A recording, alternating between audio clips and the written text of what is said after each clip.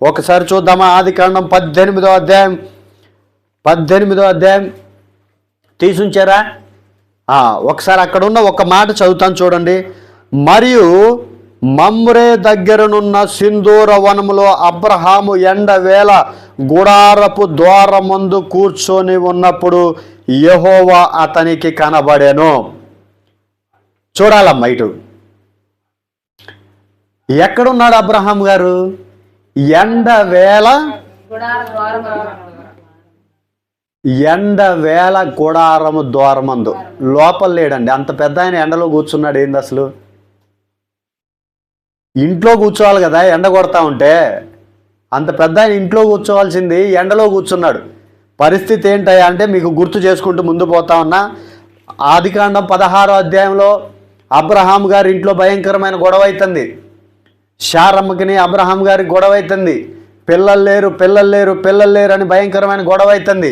అమ్మ జాగ్రత్తగా, పిల్లలు లేరు ఏంటి మనకి ఈ పరిస్థితి? ఆస్తులు ఉన్నాయి, అంతస్తులు ఉన్నాయి, గొర్రెలు ఉన్నాయి, గొడ్లు ఉన్నాయి, జీతగాళ్ళు ఉన్నారు, అందరూ ఉన్నారు, కానీ నా గర్భమందు ఒక బిడ్డ లేడు అని శారమ్మ అబ్రహాం గారితో పిచ్చి గొడవ అవుతుంది. హాగరు, నా దాసి అయిన హాగరుని వివాహం చేసుకో అన్నది. అబ్రహాం గారు ఒక్క మాట కూడా దేవుణ్ణి అడక్కోకుండా హాగరుని వివాహం చేసుకున్నాడు. ఒక కుమారుడు జన్మించాడు. అక్కడి నుంచి కుటుంబంలో ఇంకా గలిబిలి మొదలైంది. శారమ్మ అంటుంది, ఉంటే ఇంట్లో ఆమన్ను ఉండాలా, నేనన్ను ఉండాలా, నువ్వన్ను ఉండాలా, ఈరోజు ఏదో ఒకటి తేలిపోవాలని భయంకరమైన గొడవ పెట్టుకుంటుంది. 18వ అధ్యాయంలో వచ్చేసి బయట కూర్చున్నాడు పెద్ద ఆయన తట్టుకోలేక ఎండలో. 17వ అధ్యాయంలో వచ్చేసి దేవుడు అంటాడు, అబ్రహామా నేను నీకు తోడై ఉంటాను, నీవు నిందారహితుడివై బతకాలంటాడు. 16వ అధ్యాయంలో గొడవైంది. 17వ అధ్యాయంలో దేవుడు కలగజేసుకుని నిందారహితుడివై బతుకు అంటున్నాడు. 18వ అధ్యాయంలో వచ్చేసి అబ్రహాం గారు ఏం చేయాలో తెలియక బయట కూర్చొని ఉన్నాడు. ఒక్క నిమిషం. ఎండవేళ దేవుడే ప్రత్యక్షమైతే, నేను ఇప్పుడు ఒక్క మాట మిమ్మల్ని సూటిగా అడుగుతాను, దేవుడే నీకు ప్రత్యక్షమైతే ఏం అడుగుతావు? ఇది మన పాట భాగం యొక్క టైటిల్. దేవుడు నీకు ప్రత్యక్షమైతే ఏం అడుగుతావు? ఆయన్ని ఏం కోరుకుంటావు? ఈ చిన్న పదం మనకు స్కూల్లో నుంచి కూడా తెలుసు. ప్రతి ఒక్కళ్ళు అంటారు, అరే మాస్టర్ గారు అంటారు, అరే రాము దేవుడు నీకు ప్రత్యక్షమైతే ఏం అడుగుతావు అంటే, సార్ నాకు ఫుల్ డబ్బులు కావాలంటాను సార్ అంటాడు. ఒకడు అంటాడు, నాకు పెద్ద కారు కావాలి సార్ అంటాడు. ఒకడు అంటాడు, నాకు ఇంకేదో అని వాడికి చెప్తాడు. ఈరోజు మీకు ఒక క్వశ్చన్, దేవుడే మీకు ప్రత్యక్షమైతే ఏం అడుగుతారు? ఎంత పొడుగు లిస్ట్ పెడతారు దేవుని దగ్గర. అది సహజం. ఎవరైనా అయ్యా నా పిల్లలు లేకపోతే నా ఇల్లు వాకిలి, ఖచ్చితంగా ఇవన్నీ అడుగుతారు. ఈ పెద్ద ఆయన ఏంటండి, ఈ పెద్ద ఆయన చూస్తే అసలు ఆశ్చర్యం. మీకు ఇప్పుడు గుర్తు చేశానుగా, ఇంట్లో భయంకరమైన గొడవ అవుతోంది. చూస్తే పిల్లలు లేరు, మనందరికి తెలుసు కదా. చూస్తే పిల్లలు లేరు. దేవుడే ప్రత్యక్షమైతే ఎండవేళ బయట కూర్చున్న వ్యక్తి పరిగెత్తుకొని పోయి దేవుని కాళ్ళ మీద పడి సాష్టాంగ నమస్కారం చేసి అడుగుతూ ఉంటాడు, అయ్యా నీ దాసుని దాటిపోవద్దు, కాళ్ళు కడుక్కోండి, చిన్న విందు చేస్తాను, మీకు అన్నం పెడతాను, మీరు నా ఇంట్లో అన్నం తినాలి, అయ్యా కొద్ది నిమిషాలు నన్ను దాటిపోవద్దయ్యా అని అడుగుతూ ఉంటాడు. అక్కడ విందు జరుగుతుంది. గొర్రె పిల్లని తెప్పించి రొట్టెలు చేయించి వచ్చిన దేవదూతలకు భోజనం పెట్టి, దేవునికే భోజనం పెట్టి అక్కడ వారికి సంతృప్తిగా చేసిన తర్వాత ఒక్క మాట కూడా చెప్పలేదండి. అసలు నేను ఈ మాట చదువుకుంటుంటే ఆశ్చర్యం అయిపోయింది. మనమైతే ఏమంటాం, అయ్యా ఇంట్లో భయంకరమైన గొడవ అవుతుంది, 100 ఏళ్ళు వచ్చినాయి నాకు, దగ్గర నా కడుపున ఒక్క బిడ్డ కూడా లేదు అనే మాట అబ్రహాం అంతవరకు ఒక్క మాట చెప్పడండి. అసలు ఎంత మొండి మనిషి, నాకు ఆశ్చర్యం అవుతుంది. దేవుడే ప్రత్యక్షమైతే నువ్వేం అడగాలి? అసలు నీకు కావాల్సింది చెప్పాలి కదా ఖచ్చితంగా. నువ్వు ఒక్క మాట చెప్పడండి.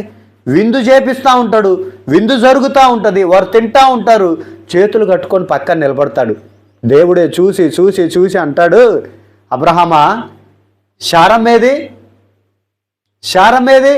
అని అంటే, అయ్యా గుడారంలో ఉందయ్యా. ఓకే, ఇదిగో మాట ఇస్తాను అబ్రహామా, మీదటికి ఈ సంవత్సరానికి శారమ్మ గర్భము దాల్చబడుతుంది, కుమారుని కంటది అంటాడు. హల్లెలూయా. కోట గట్టిగా దేవునికి చెప్పద్దు. నేనంటాను, ఒక్క మాట గుర్తుపెట్టుకో, నువ్వు దేవుణ్ణి కలుసుకుంటే నీ పరిస్థితి నువ్వు చెప్పనక్కర్లేదు. ఎందుకంటే నిన్ను సృష్టించిన దేవుడికి నీ గురించి తెలీదా? నిన్ను తల్లి గర్భంలో వేసిన దేవుడు నీ గర్భమందు ఇంకొక బిడ్డని ఇవ్వాలని తెలీదా? నిన్ను భూమి మీదకి పంపిన దేవుడు నువ్వు ఎలా బతుకుతావు అని ఆయనకి తెలీదా? అబ్రహాం అడగకపోయినా అంటాడు, శారమ్మ ఈ సంవత్సరానికల్లా మంచి కుమారుని కంటదయ్యా అంటాడు. అయినా కానీ ఆయన ఒక్క మాట కూడా మాట్లాడు, ఓకేయా అన్నట్టుగా అలాగా ఉంటాడు. ఆ తర్వాత జరిగిన సందర్భం ఏంటయ్యా అంటే దేవుడే చెప్తా ఉంటాడు, అబ్రహామ సొదొమ గోమర గురించి భయంకరమైన పాపం నాకు వినబడింది, దాని గురించి నేను వెళ్తున్నాను అనగానే, ఏమండి ఈ మాట అసలు మామూలు మాట కాదు. ఒక్కటే దేవుణ్ణి పట్టుకొని అంటాడు, అయ్యా అందరినీ కాల్చేస్తావా అంటే, లేదు అబ్రహమా, అక్కడ భయంకరమైన పాపం నాకు వినపడుతుంది, అక్కడ జరుగుతున్నది నేను తట్టుకోలేకపోతున్నానంటే, అయ్యా 10 మంది ఉంటే, 50 మంది ఉంటే, 5 మంది ఉంటే, నేను అనేది ఒక్క క్వశ్చన్. ఈరోజు ఒక్క మాట నువ్వు గుర్తుపెట్టుకో, ఈ గుట్ట మీద ఎంతమంది ఉన్నారు?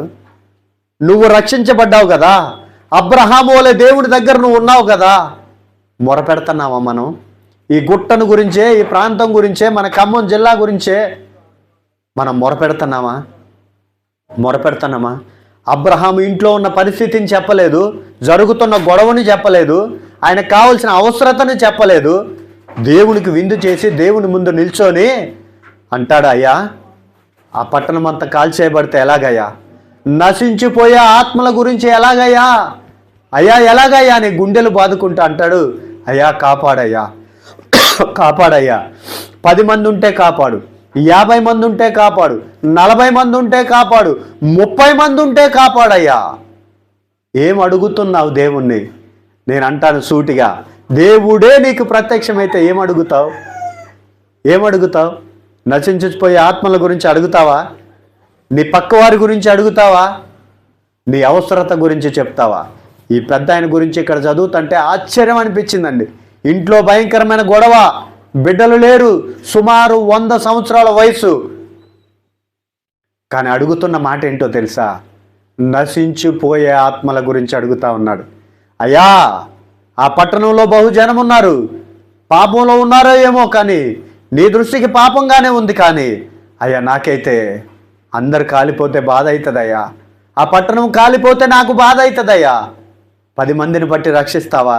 దేవుడే అక్కడ కాంప్రమైజ్ అయ్యి అబ్రహాముతో అంటాడండి, బాబా అబ్రహామా నీ మాట వింటాను నేను, ఒకవేళ 10 మంది ఉంటే వదిలేస్తాను అయ్యా, ఒకవేళ 10 మందికి తగ్గితే, 50 మందికి తగ్గితే, 30 మందికి తగ్గితే, ఇలాగ తగ్గించుకుంటూ వచ్చి దేవుడు అక్కడ వారిద్దరు మాట్లాడిన తర్వాత అక్కడ ఒక మాట రాయబడి ఉంటుందండి. 18వ అధ్యాయం 33వ వచనాన్ని చూస్తే, యెహోవా అబ్రహాముతో మాట్లాడుట చాలించి వెళ్ళిపోయెను, అబ్రహాము తన ఇంటికి తిరిగి వెళ్ళెను. ఒక్క మాట ఇక్కడ జాగ్రత్తగా గమనించాలి. నువ్వు ప్రార్థన మొదలుపెట్టినప్పుడు దేవుడు నీ ప్రార్థన గదిలో నీ మొర విని నీతో మాట్లాడి ఆయనే నేను వెళ్తున్నాను అన్నదాకా నీ ప్రార్థన ఆపకూడదు. నీకు జవాబు వచ్చేంత వరకు నీ ప్రార్థన ఆపకూడదు. నీకు ఒక ఆన్సర్ వచ్చేంత వరకు నీ ప్రార్థన ఆపకూడదు. ఇక్కడ చూస్తే చూడండి, దేవుడే ప్రయాణం వెళ్ళిపోయిన తర్వాత అబ్రహాము వచ్చాడు. ఆ రేంజ్లో ఉండాల. యాకోబు చూడండి, యబ్బోకు రేవు దగ్గర దేవుడే అంటున్నాడు, ఓరి బాబు వదిలేయి నన్ను, యాకోబా వదిలేయి, తెల్లవారిపోతుంది, నేను వెళ్ళాలి అంటే, నువ్వు దీవిస్తే కానీ నేను నిన్ను వదిలిపెట్టనయ్యా, నువ్వు నన్ను ఆశీర్వదిస్తే కానీ నేను నిన్ను వదిలిపెట్టనయ్యా. ప్రార్థన ఎలాగ ఉండాలంటే పట్టుదల కలిగి ఉండాలి.